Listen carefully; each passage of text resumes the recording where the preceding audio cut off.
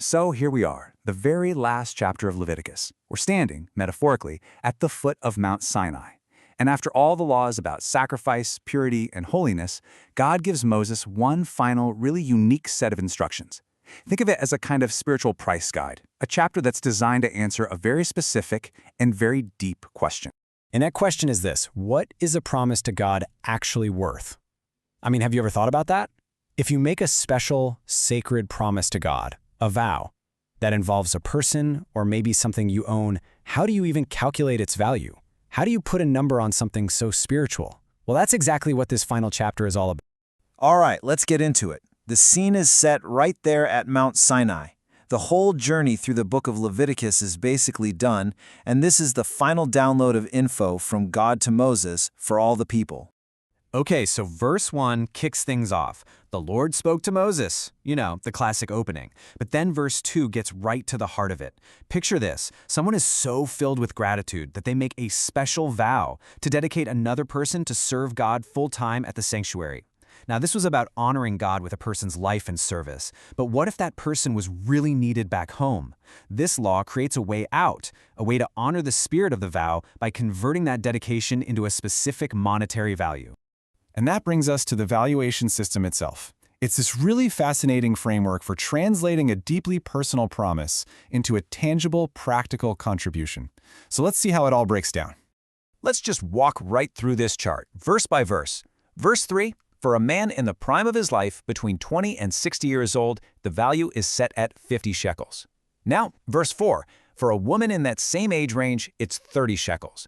Okay, next up, verse 5 covers the younger generation, from age 5 up to 20. For a male, it's 20 shekels. For a female, it's 10. Then we have verse 6, which values the little ones, from 1 month to 5 years old. That's 5 shekels for a boy and 3 for a girl. And finally, verse 7 addresses the elders. Anyone 60 and over, 15 shekels for a man, 10 for a woman. But you know, the system has a heart. Verse 8 is so important. It's a safety net. If someone is just too poor to pay the standard rate, they go to the priest, and the priest sets a value based on what that person can actually afford. So it's a system with clear standards, but also built-in compassion.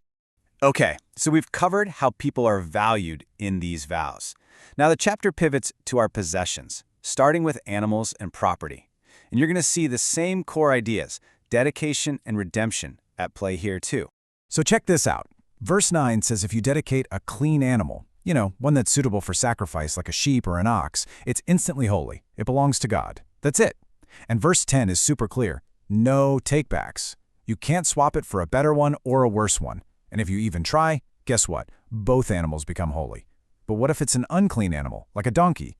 Well, verse 11 says you bring it to the priest. And in verse 12, you can just picture the priest looking the animal over, acting like an official appraiser, and then declaring its value.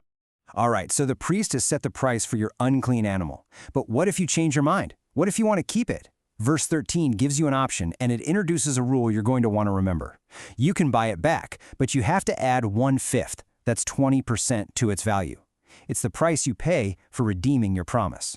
And this same logic applies to property. Verse 14, let's say a person dedicates their house to the Lord. You can imagine them standing outside their home while the priest does an inspection and sets an official value. Then, verse 15 kicks in. If the original owner wants to redeem that house, to buy it back, they have to pay the priest's valuation, plus that familiar 20% fee. Now this is where it gets really fascinating. When it comes to land, everything revolves around the year of Jubilee, that huge economic reset button that happens every 50 years. Verse 16 sets a baseline value for a field. Then verse 17 explains that if you dedicate a field right at the start of a Jubilee cycle, it's worth its maximum value. But verse 18 shows us that if you dedicate it later on, the priest only calculates its worth based on the years left until the Jubilee. So the closer you get, the lower the value. Then verses 22 through 24 add another layer. If you dedicate land you bought but don't own ancestrally, it's valued only until the Jubilee, at which point it goes back to the original family it belonged to. And of course, there's fine print. Verse 19 tells us that just like with the animals in the houses, if you want to redeem your field, you guessed it, add that 20% fee. The rules are consistent. But verse 20 adds a serious consequence. If you don't redeem the field and you decide to sell it to someone else, you lose your right to ever get it back. It's gone for good. And verse 21 explains the final outcome. If the field isn't redeemed by the time the Jubilee rolls around, it doesn't go back to your family. It becomes holy, the permanent property of the priests.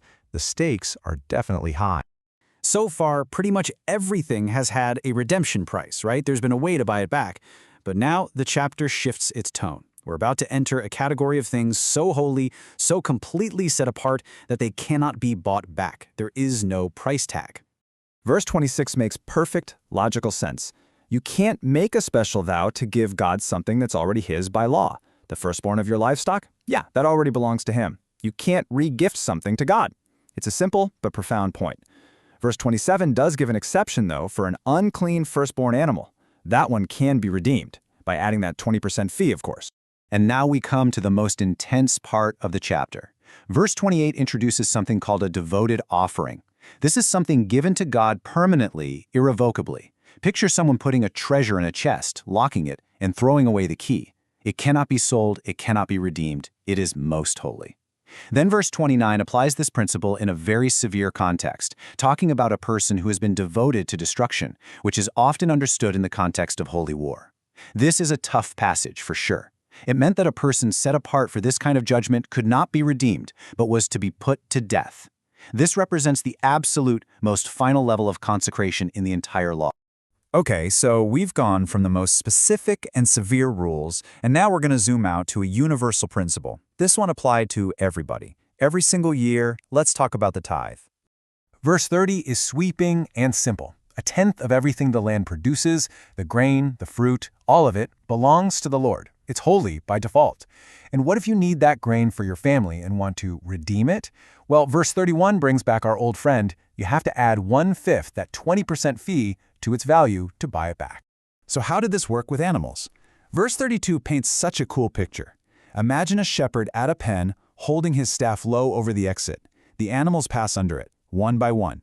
He's counting, 8, 9, and the 10th animal that passes under is marked. That one's holy. It belongs to the Lord. And verse 33 is very firm about this.